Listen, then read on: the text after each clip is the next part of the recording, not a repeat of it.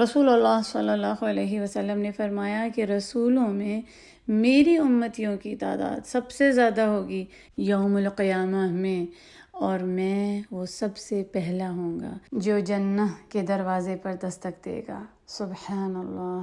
جب ابو بکر رضی اللہ عنہ نے یہ سنا تو انہوں نے خواہش کی کہ کاش میں بھی آپ کے ساتھ اس کا گواہ ہوں، تو رسول اللہ صلی اللہ علیہ وسلم نے فرمایا آپ سب سے پہلے ہوں گے میرے امتیوں میں سے جو جنت میں داخل ہوں گے۔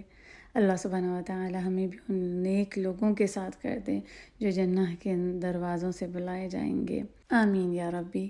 آج ہمارا انشاءاللہ تعالی لاسٹ سیشن ہوگا جس میں ہم ان نیکیوں کو دیکھیں گے جو جنت کے دروازوں سے منسلک ہیں، اور ان 8 دنوں میں ہم نے جنت کے 8 دروازوں کے بارے میں اور کچھ اور دروازوں کے بارے میں بھی بات کی۔ ان کے بارے میں جاننا بہت ضروری ہے ہمارے لیے، کیونکہ ہمارے اندر یہ کوالٹیز ہونی چاہیے، یہ نیکی کے کام ہماری عادت بن جانی چاہیے جو ہمیں جنت کے دروازوں سے داخل کریں گی۔ ان اعمال کو ہمیں کرتے رہنا ہے ان 10 دنوں میں، اور ان کے بعد بھی یہ ہماری عادت بن جانی چاہیے، ہمیں ان پر جم جانا ہے۔ خاص طور پر ان 10 دنوں میں تو انہیں ہمیں ضرور کرنا ہے، کیونکہ یہ 10 دن اللہ کو بہت محبوب ہیں، اور ہماری یہ کوشش ہے کہ ہم بھی اللہ کے محبوب بندوں میں سے ہو جائیں، نیکیوں کو کر کے، نیک اعمال کو کر کے۔ آج ہم جن 2 نیک اعمال کی بات کریں گے جو جنت کے ان دروازوں سے جڑی ہوئی ہیں، ان میں سے پہلی وہ ایک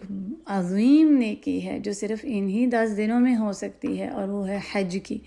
جو حج کرتے ہیں خلوص کے ساتھ اور اس امید کے ساتھ کہ اللہ سبحانہ و تعالی معاف کر دیں گے گناہوں کے، اللہ کے جلال اور اس کی عظمت کو ذہن میں رکھتے ہوئے، جانتے ہوئے بہترین حج کرتے ہیں، وہ جنت کے اس دروازے سے بلائے جائیں گے جو باب الحج کہلاتا ہے، اور وہ اپنی باغوں میں جو جنت کے باغ ہیں ان میں داخل ہو جائیں گے۔ جو بھی حاجی اس وقت حج پہ ہیں ان کا حج مبرور ہو، اللہ سبحانہ و تعالی قبول فرما لے ان سے ان کا حج۔ حج ایک ایسی عظیم عبادہ ہے، اور یہ ایسا نیکی کا عمل ہے جس سے ہماری جو اندر کی جو نفس ہے وہ پاک ہو جاتا ہے، اور ہم اللہ کے آگے اپنے آپ کو سبمٹ کر دیتے ہیں مکمل طور پر، تاکہ ہماری توبہ قبول ہو جائے۔ اور ہم جانتے ہیں کہ یہ زندگی میں ایک بار فرض ہے ہر اس انسان پر جس کو استطاعت ہو۔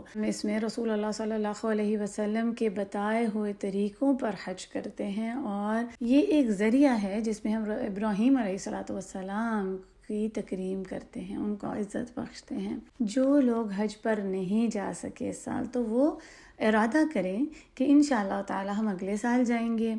پہلے ہم ارادہ کرتے ہیں سچا خلوص کے ساتھ، اس کے بعد پھر ذرائع خود بنتے ہیں۔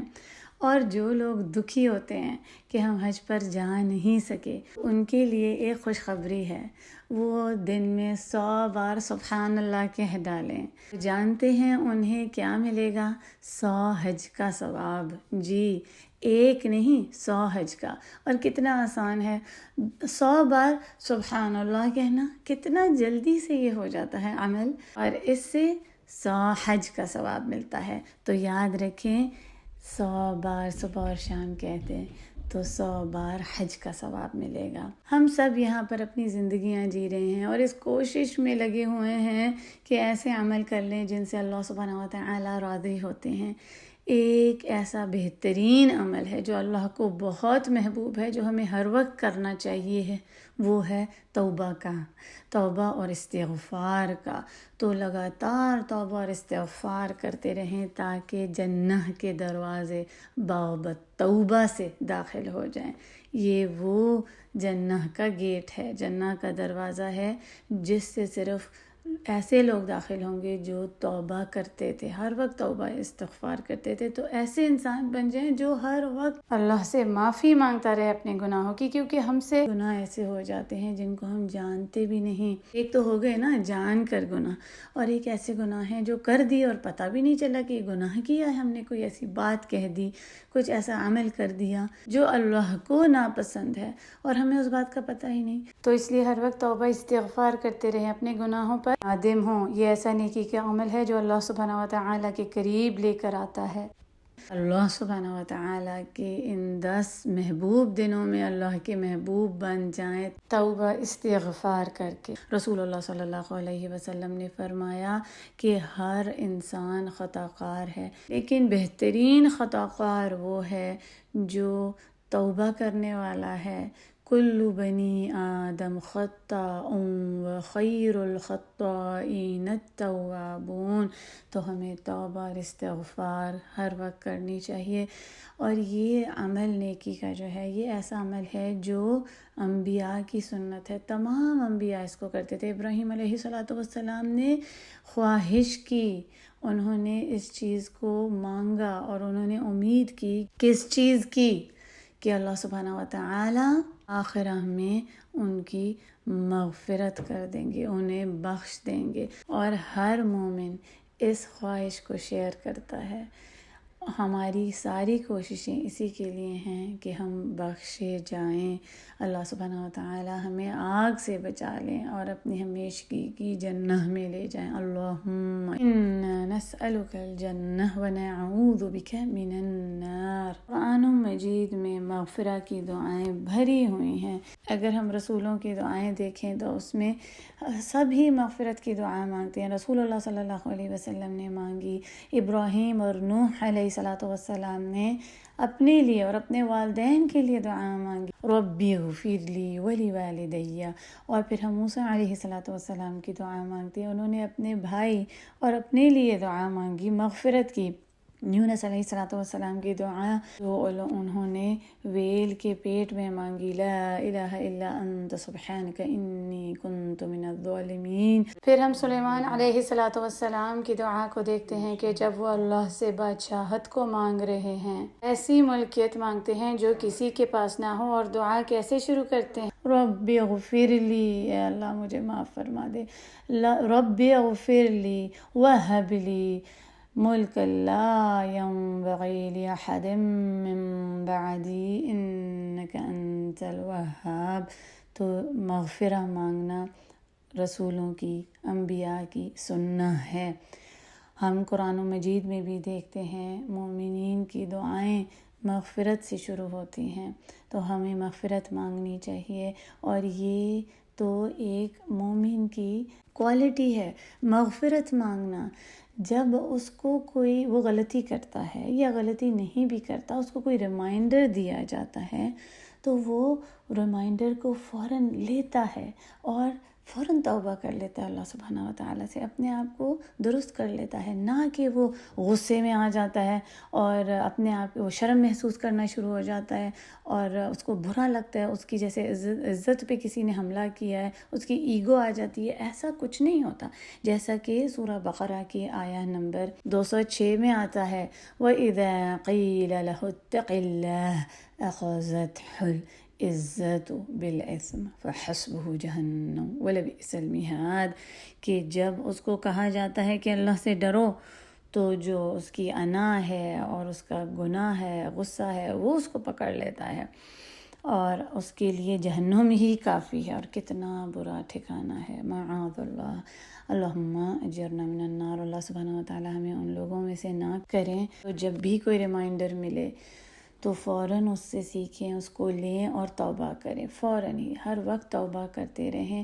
یاد رکھیں کہ نیکی کے عمل کرنے توفیق بھی اسی وقت ملتی ہے جب ہم اپنے گناہوں کی بخشش مانگتے رہتے ہیں، کیونکہ یقین جانیں جو گناہ ہے نا وہ ہمیں اللہ سبحانہ و تعالیٰ کی طرف بڑھنے سے روک کر رکھتے ہیں، اور گناہوں کی مغفرت مانگنے کا جو بہترین وقت اور بہترین دن ہے وہ ان 10 دنوں میں ہے، یوم العرفہ کا دن، سال کا بہترین دن جس میں ہم مغفرت مانگتے ہیں. سورہ فجر میں بھی آتا ہے نا والشفع والوتر، یہ اور ڈے ہے، وتر ہے یہ، اور وہ ہے عرفہ کا دن، بہترین دن بخشش مانگنے کا. رسول اللہ صلی اللہ علیہ وسلم نے فرمایا کہ کوئی دن ایسا نہیں جس میں اللہ سبحانہ و تعالی اپنے بندوں کی اور روحوں کی جہنم کی آگ سے بچا کر ان کی مغفرت کرتے ہیں، اور وہ دن ہے یوم العرفہ کا دن.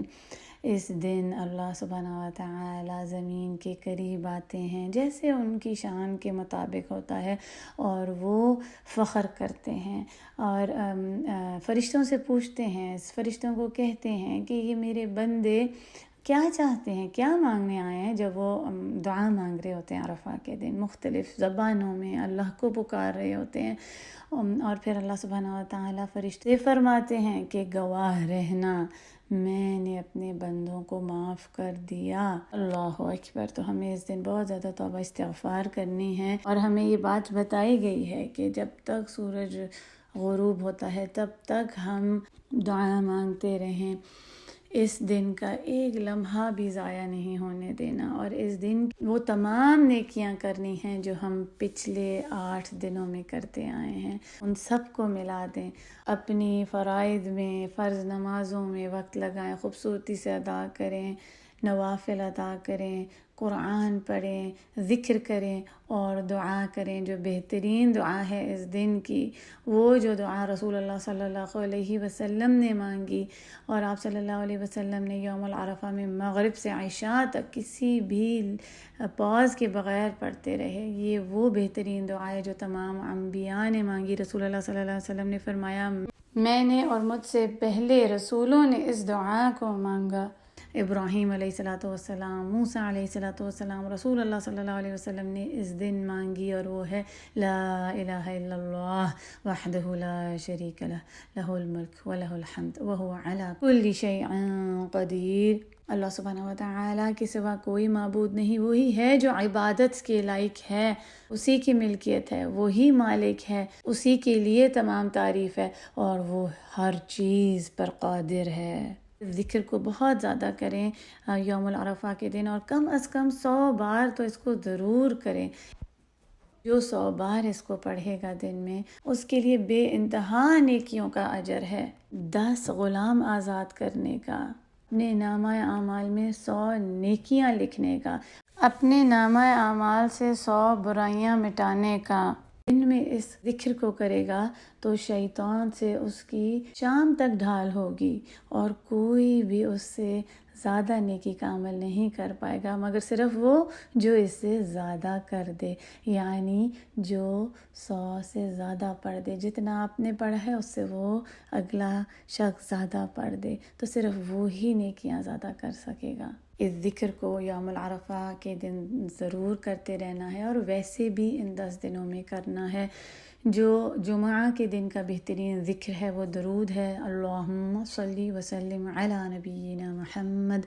زیادہ سے زیادہ صلوات بھیجیں. درود ابراہیمی جو لمبا درود ہے لیکن اس کے بہت سے فضائل ہیں، وہ پڑھیں. اور یوم العرفہ کا ضرور روزہ رکھنا ہے، 2 سال کے روزے کے گناہ معاف کرتا ہے. یکفر السنۃ الماضیہ والباقیہ، پچھلے سال کے اور اگلے سال کے گناہ. تو سب مل کر روزہ رکھیں، ایز اے فیملی بھی، دوست احبابوں کو بھی انکریج کریں، اور پھر اس دن بہت سی عبادات کریں. اس کا اسکیجول ابھی سے ہی بنا لیں، اور جو لوگ روزہ نہیں رکھ سکتے اس دن کا کسی وجہ سے تو پھر بہت سی عبادت کریں، دعا کریں، ذکر کریں، خوب مغفرت مانگیں.